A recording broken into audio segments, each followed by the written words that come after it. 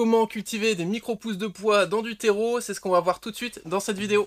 Salut, je m'appelle Dimitri, je suis producteur de micro-pousses depuis plus de 5 ans dans l'entreprise John Pousse et j'espère t'aider toi aussi à te lancer.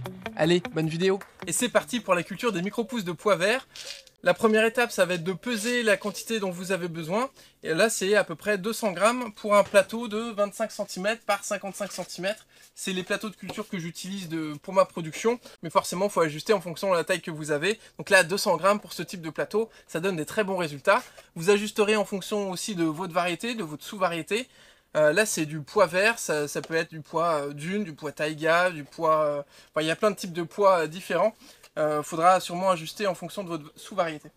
Si vous êtes un peu perdu, vous ne savez pas quelle quantité de graines mettre dans vos plateaux de culture, n'hésitez pas à visiter mon site. Il y aura un petit calculateur gratuit et en fonction de chaque variété et en fonction de la taille de votre plateau, vous saurez directement la quantité de graines qu'il faudra mettre. C'est hyper pratique, c'est simple d'utilisation et comme ça vous ne vous prenez pas la tête.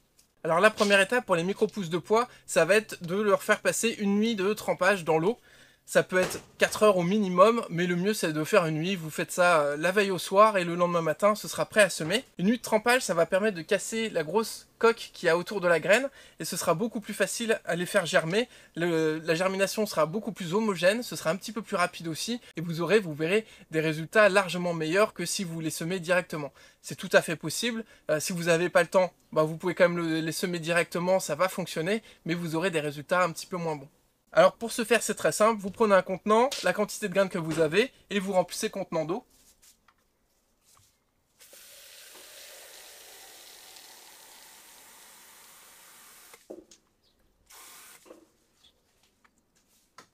Alors pour pas vous faire avoir, il faut mettre au moins 3 fois le volume d'eau par rapport au volume de graines, parce que les graines elles vont beaucoup gonfler avec l'eau, elles vont s'imbiber d'eau, et ce serait dommage qu'il n'y ait plus d'eau le lendemain matin et qu'il y ait une partie des graines qui soit bien imbibée et pas l'autre partie, ce serait un peu dommage, ça ferait pas une belle germination. Allez-y franchement et vous aurez pas de soucis. Et on se revoit demain matin pour la suite. Et bien ça y est, on se retrouve, ça fait un jour que les graines sont restées trempées dans l'eau. J'ai déjà enlevé l'eau, mais vous voyez que ça a énormément gonflé, qu'on est au bord. Le contenant était un petit peu petit pour ça, mais ça a quand même fonctionné. Les graines sont beaucoup plus grosses, ça fait un peu plus de 2 fois le poids initial, et ça prend un peu plus de volume. Alors pour la partie culture, il va vous falloir un plateau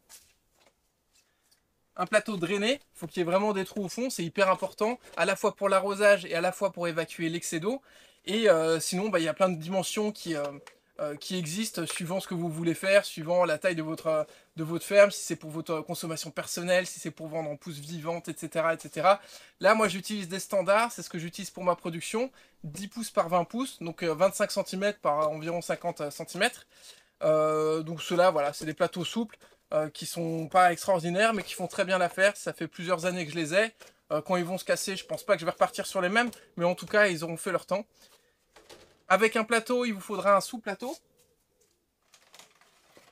Donc comme je disais, ça permet d'arroser par en dessous. Et là, le fait d'avoir un sous-plateau exactement identique, plein, et vous pourrez mettre l'eau directement dans le sous-plateau et ça va arroser par en dessous vos pousses sans mouiller les feuilles et du coup risquer d'avoir un excès d'humidité et peut-être de la moisissure.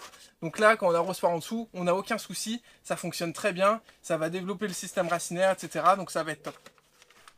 Ça, on utilisera après. Après le plateau, le sous-plateau, il va vous falloir du terreau, donc un substrat de culture, n'importe lequel, ça peut être de la coco, du chanvre, etc. Je ferai sûrement une vidéo là-dessus. Mais là, on va utiliser du terreau, déjà parce que ça donne des très bons résultats, même si on ne s'y connaît pas beaucoup. Il n'y a pas besoin d'ajouter des choses, il n'y a pas beaucoup de techniques à avoir, vous allez voir, c'est hyper simple. Ensuite, c'est vraiment pas cher et c'est hyper accessible. Si vous voulez commencer demain, vous avez juste à aller dans n'importe quelle grande surface ou jardinerie et vous allez trouver du terreau à semis. Il faut que ce soit du terreau à semis pour qu'il soit bien fin, pour pas qu'il y ait trop de copeaux, de gros bouts, de gros morceaux. Sinon, ce sera pas top pour la répartition des graines et pour la levée. Donc ça, on va voir tout de suite. Mais sinon, c'est tout. C'est les seuls critères. Ça va être surtout la texture. Vous prenez pas la tête avec la composition. Ça, c'est vraiment du détail quand on commence à aller un peu plus loin dans la production. Pour l'instant, juste la texture, c'est plus important. Du terreau à semis, c'est ce que je conseille pour commencer. Et bien sûr, vous avez vos graines. Donc plateau, terreau, graines et de l'eau. Là, vous avez tout pour commencer. Ok, là on est pas mal, c'est parti. Alors on va commencer par mettre notre terreau dans notre plateau.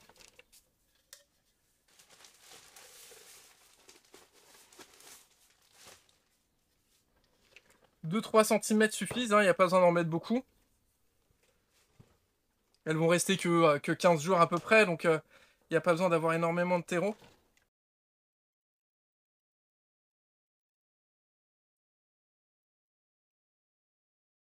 Et là, on est pas mal. Faut bien regarder les angles et tout. Il n'y a pas de bosse, il n'y a pas de trou. C'est pas excellent, par contre, pour que ce soit mieux, on va utiliser un tassoir. Donc c'est juste une planche en bois qui fait les bonnes dimensions. On va tasser un bon coup. Bien partout. Et là, on a un résultat qui est vraiment bien. On n'a aucun trou, aucune bosse. C'est hyper plat. Donc là, ça nous donne un beau lit de semences. Et on est prêt à mettre les graines. Hop là. Donc là, c'est des grosses graines. Comme le tournesol. On en met vraiment partout. Faut faire en sorte que ça se chevauche pas. Et là, vu qu'elles sont grosses et qu'elles roulent, on peut les retravailler un petit peu à la main pour bien les répartir. Il y en a certains qui humidifient avant leur terreau pour pas trop que quand on déplace les grosses graines, le terreau parte avec. Mais là, en l'occurrence, c'est pas trop un souci. Mais si vous avez ce problème-là, n'hésitez pas à humidifier un petit peu votre terreau avant. Juste un petit coup de jet et ensuite vous mettez vos graines. Donc voilà, là c'est bien réparti, c'est nickel, il y en a partout. Ça se chevauche pas, il n'y a pas trop de trous et tout, donc c'est vraiment nickel. Donc là maintenant, il n'y a plus qu'à arroser. Hop, on met pas un jet trop fort pour pas que ça enlève toutes les graines.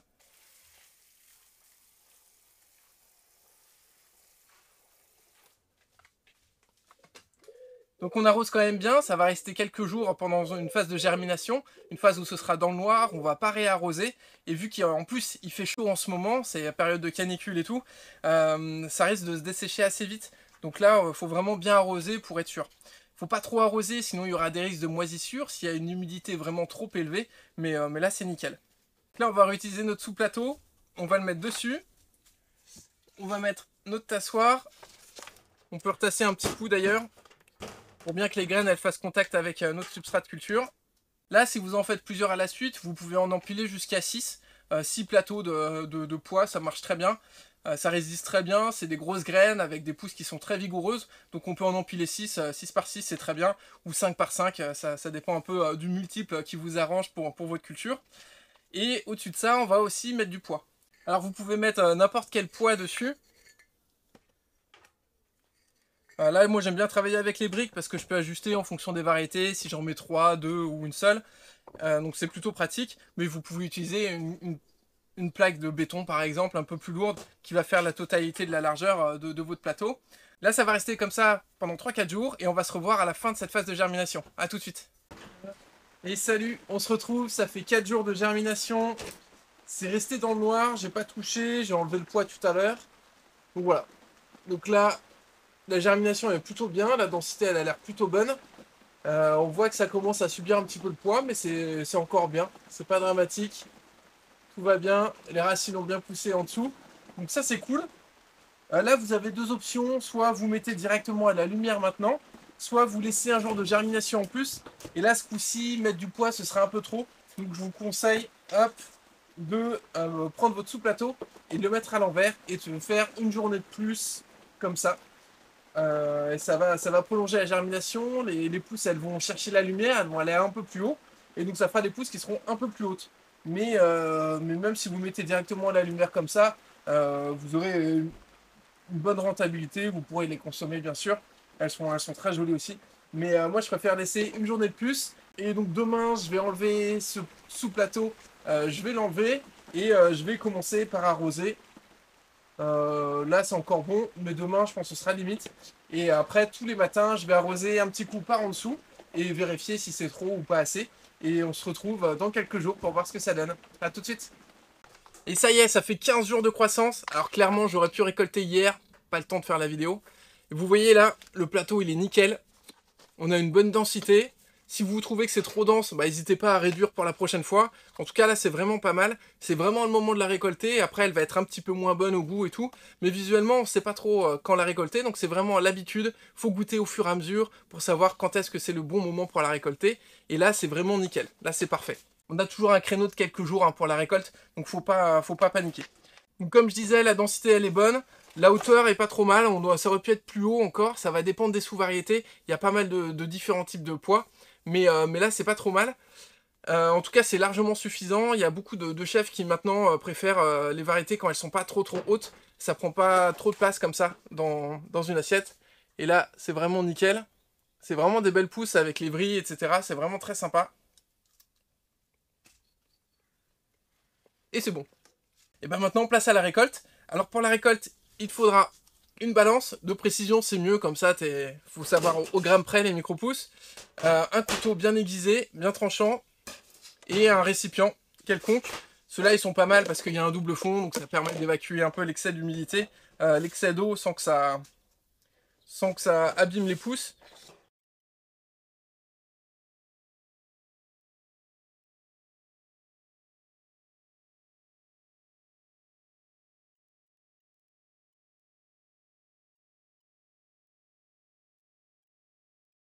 Et voilà pour la récolte, 314 grammes pour un plateau de 10-20, donc c'est des plateaux 25 cm sur 50 cm environ, c'est 10-20 pouces. Vous avez vu, ça se fait hyper rapidement, ça permet d'avoir vraiment un résultat qui est cool, il y a du volume, c'est vraiment cool.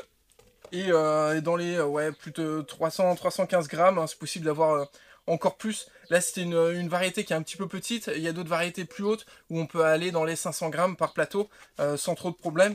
Donc voilà, c'est une variété qui donne vraiment des gros rendements qui sont hyper intéressants. C'est une variété qui est hyper nutritive. Donc elle est belle, elle donne des bons rendements, elle est hyper nutritive. Il y a plein d'apports nutritionnels hyper intéressants. Donc je la conseille vraiment, c'est très facile à cultiver, hein, vous avez vu, ça donne beaucoup, même si le semis n'est pas parfait, c'est facile à étaler, etc. Donc c'est quand même très simple. Faut quand même partir des bonnes graines, c'est-à-dire qu'il faut pas qu'il y ait de maladies dessus, faut pas qu'il y ait de bactéries, faut pas qu'il y ait de moisissures, etc., etc. Mais après, vous avez de très bons résultats. Il y a une particularité des micro-pousses de pois, c'est qu'elles vont pouvoir repousser après. Et ouais, ça va vous faire une deuxième pousse, alors elle va être moins vigoureuse, elle va être moins intéressante, mais quand c'est pour votre consommation personnelle, ça peut être hyper intéressant de la laisser encore une fois, de la réarroser comme d'habitude. Vous prenez par en dessous, vous arrosez encore par en dessous. Pour la première fois, vous pourrez réarroser par au-dessus si vous avez envie. Mais maintenant, là, les racines, elles sont bien installées. Donc arroser par en dessous, il n'y aura aucun souci, ça va super bien marcher. Et là, dans quelques jours, vous allez voir, ça va repartir. Et ça vous fera une deuxième récolte qui va être plutôt sympa. D'un point de vue professionnel, c'est pas forcément intéressant de le faire parce que ça va prendre de la place pour une petite récolte. En termes de rendement par surface, c'est pas très intéressant. La deuxième récolte, elle va être plus petite, un petit peu plus aléatoire. Donc si vous êtes vraiment très limité en termes de place, ça va pas être très intéressant. Par contre, si vous êtes sous serre, que vous êtes au début de votre activité et que vous avez de la place en plus pour l'évolution de votre entreprise, bah, faut pas hésiter à laisser vos plateaux de côté, à les arroser et puis à voir un petit peu ce que ça donne, si c'est intéressant pour vous, etc. Et dans tous les cas, ça fait un petit bonus qui va vous permettre de pouvoir démarcher au final gratuitement des nouveaux restos, des nouveaux clients pour vos prochaines commandes. Donc ça peut être intéressant de les mettre de côté et de les laisser. Bah, j'espère que ça t'a donné envie de tester cette culture. Si t'as aimé cette vidéo, n'hésite pas à mettre un petit like, à t'abonner parce que je vais tester plein d'autres variétés, je vais faire d'autres tutos et puis te donner aussi plein d'autres conseils si t'en as besoin. Donc n'hésite pas à t'abonner pour rater aucune vidéo et n'hésite pas non plus à mettre en commentaire les tests de ta culture pour voir un petit peu ce que ça a donné de ton côté, si t'as eu des problématiques, si ça a super bien réussi et tout. Et on se revoit la semaine prochaine pour une nouvelle vidéo. Allez, salut!